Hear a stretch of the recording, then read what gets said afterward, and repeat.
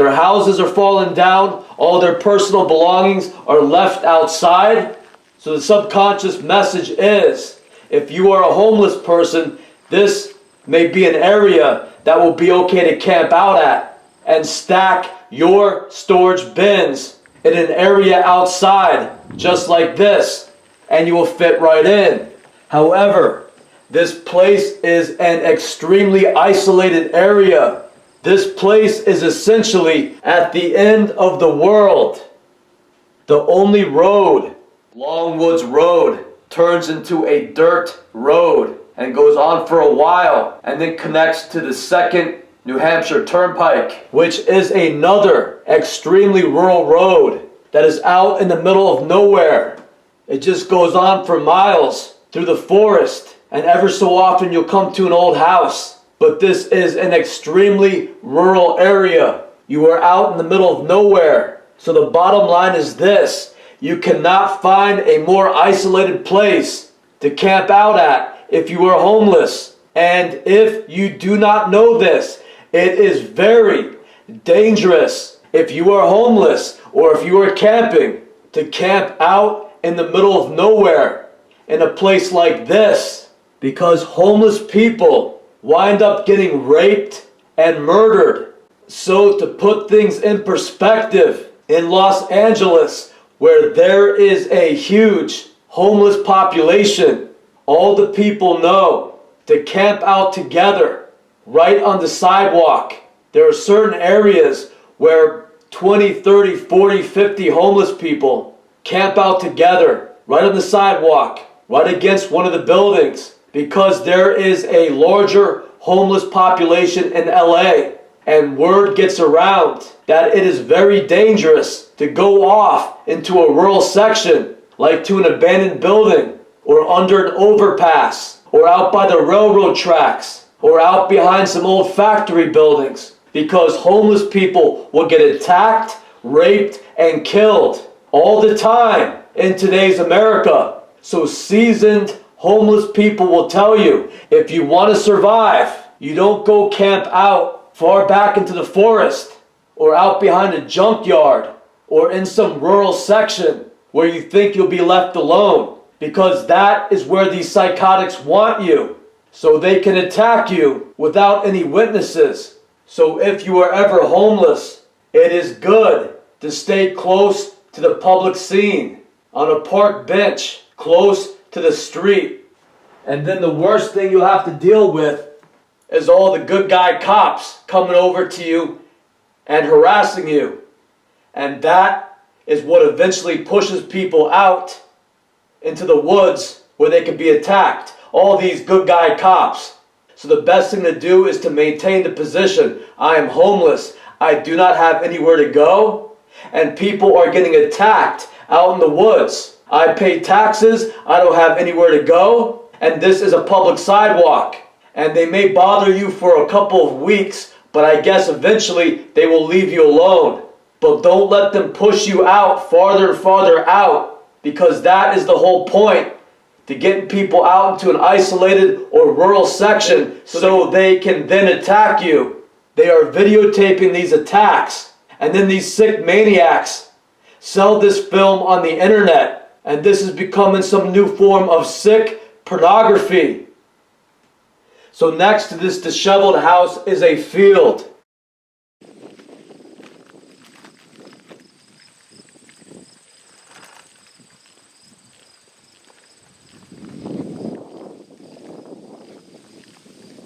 And there is this unusual sign posted here. It says private property, no trespassing. So normally, property owners will post a sign like this on a tree or a signpost, and that makes it a little permanent. But for some reason, the person has posted this on a little Tykes children's easel. This is a kid's toy. It looks like whoever did this is very immature, because in most cases, the owner will post a sign on a tree or a signpost so that it is permanent. So it looks very childish, and also it could be moved, as if the owner wants to declare this area as private property only on certain days. And then on other days, they can remove the sign. So it is not too permanent. So this is very odd. There is a hiking trail that runs behind this residence. So I am standing on that hiking trail now, looking across to a bridge. That is Longwoods Road. And this is the back to that disheveled house, I guess. As you can see, the house is very run down. And the owner apparently hasn't bothered to do any landscaping in many years. And the yard is completely overgrown and being reclaimed by nature.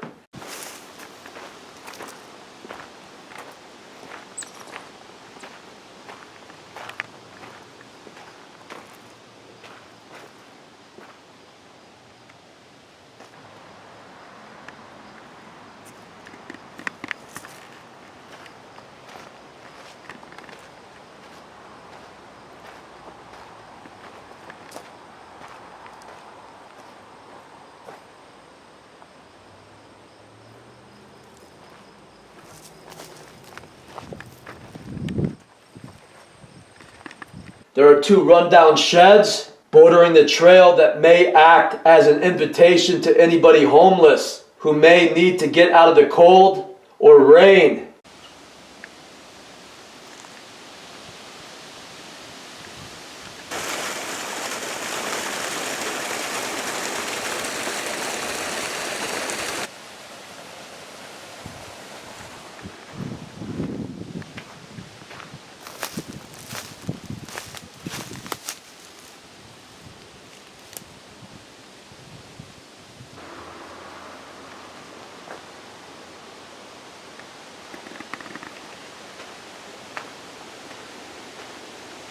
And nearby is a small bridge leading out to a hiking trail. And again, there is one of these strange signs that say posted no trespassing, keep out. And they've attached this sign to a Little Tykes children's easel.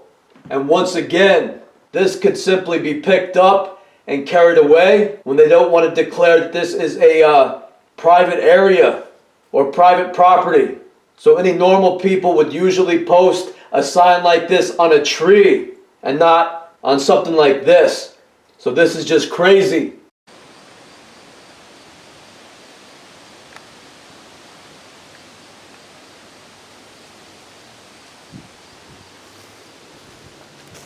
And that sign is posted along the only side trail that I saw. So there is this main hiking trail that runs along Longwoods Road, and this was the only hiking trail that I saw that ran off of the main hiking trail. So it may appeal to homeless people to go down that trail and take a look to see if there's any places to camp, especially if the weirdos have gone around and removed their Little Tykes no trespassing signs and nothing is posted there. So let's say you're a homeless and you're walking down this hiking trail. This would be the only side trail that you will see. And it may attract people to want to go down this hiking trail to look for a place to camp at. The date was around August 15th of 2018. This was one of the last places I investigated in Hillsborough at that time. So off of Longwoods Road is a Wyman Road. And there is a sign right there that says Longwoods Mobile Home Park. And there is a mailbox area with a few bulletins posted, including a poorly written letter by the trailer park's manager, I assume, although the letter is unsigned. And the manager is writing a list of issues that he or she is having with the occupants of the trailer park. The handwriting of the letter appears to be written by a female. And in issue number 1, I quote, "People are stopping by our house for complaints and or issues. I cannot get nothing done. You must call first, and Steve Lago is one to call. Please do not come by my house. If you need me, you must call from 8 to 5. If you see me in my yard, please do not stop." Then, at the end of the letter, she writes, "Empty lots, No one is supposed to be on them. Kids, pets, etc. stay off. You will be written up if caught. So first, this is an extremely unprofessional letter because the person writing it is not even identifying who they are. By signing it, they're not leaving a name or even a phone number, which is what they request in their own letter, that people call them. So usually, if a business manager is posting a letter, is posting a bulletin concerning the issues the management has, it will be typed out in a business letter format with company letterhead and signed by the manager. And the letter will usually contain something like the office information. So if someone were to read this letter who is new to the trailer park, they will have no idea who is writing this or how to contact them. So it's like this person knows everyone in the trailer park and assumes that everybody knows them. So from what I know about trailer parks, some people own the trailers that they live in. Some people own trailers that they rent out to other people. And then sometimes property management companies own several trailers that they manage and rent out to others. And that is the case with most places like apartments, condos, and trailer parks. But in this case, it appears as if a single controlling entity owns every trailer at this trailer park and has elected an unofficial manager to control the place who doesn't exactly have the best business experience. And last, that unidentified person is warning everyone at the trailer park that they will be written up if they do not stay off of the empty lots. And again, this is kind of an unusual way to conduct business. I think that writing people up is a big practice in the military and in different institutions. If you have problems with a soldier or an inmate or a staff member at a facility, the practice is writing them up so that the management can deal with them. In conclusion, this letter does not appear to be done by a professional office. This letter does not appear to be coming from a professional property management company. It is coming from an unidentified tenant at the Longwoods Mobile Home Park who is instructed to write anyone up who they may have problems with to this unknown shadowy group that controls the whole trailer park and prefers not to identify itself or to even have a name. So this is a little strange at best. So at that point, I parked the van and I took my bike and I drove around the trailer park to see what else I could find.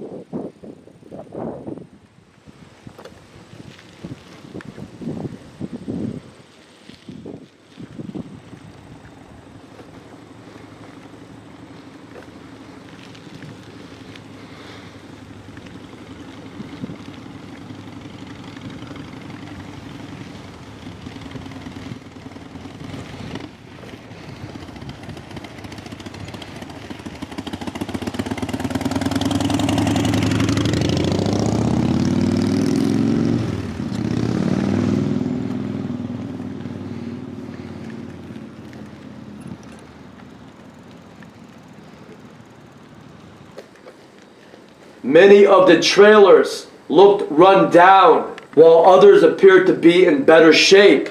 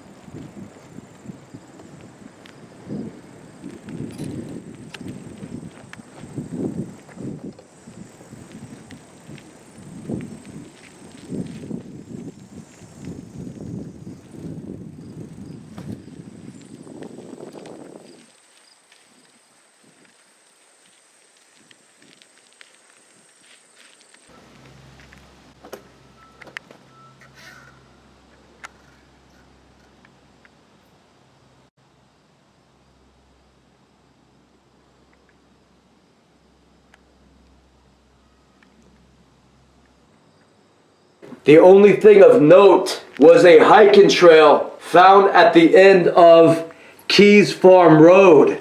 So Keys Farm Road is a dead end. And then there is a hiking trail that went off into the woods. And there was a stream with red water running over the trail. So at that time it was getting close to 4 or 5. And I knew that scouting out hiking trails could usually take a few hours. So I decided to come back at a later time to do that. So it turned out, due to personal circumstances, that I was not able to return to Hillsborough for over a year. I think it was 14 months before I was able to return to Hillsborough and complete this investigation. So the video picks up in November of 2019. And at that point, I noticed that there was black mold growing on many of the trailers at the Longwoods Mobile Home Park. So black mold appears green in color in its earlier stages of development before it starts turning black. On some of the trailers that had a lot of this black mold growing on them, I decided to walk up and knock on their door. I had a flyer with me that advertised my book, so I was going to use that as an excuse and then warn them about the black mold growing on their trailers. So I did this at 3 trailers, and I told them that I'm going door to door advertising my new book, which is a comedy. And I noticed what is most likely black mold growing on their trailers. And this is very dangerous to their health, if not lethal. And I began to explain to them what they could buy at the store, ammonia and CLR, to use to get the black mold off of their trailers so they do not come down with health problems. The people that came to the door included an extremely obese man who looked like he was about 400 or 500 pounds, and an extremely agitated woman who seemed enraged at my presence. And I asked him, have you noticed this green stuff growing on the side of your trailers? Because it is black mold in its green stage of development. It starts off green, so you have black mold here. And in each of these cases, they barely glanced at it and seemed very intent on closing the door as soon as possible. So in every case, they acted nervous, disinterested, and in one case enraged at me mentioning something that could save their lives. So in my experience, most people understand that black mold is very dangerous and can kill you.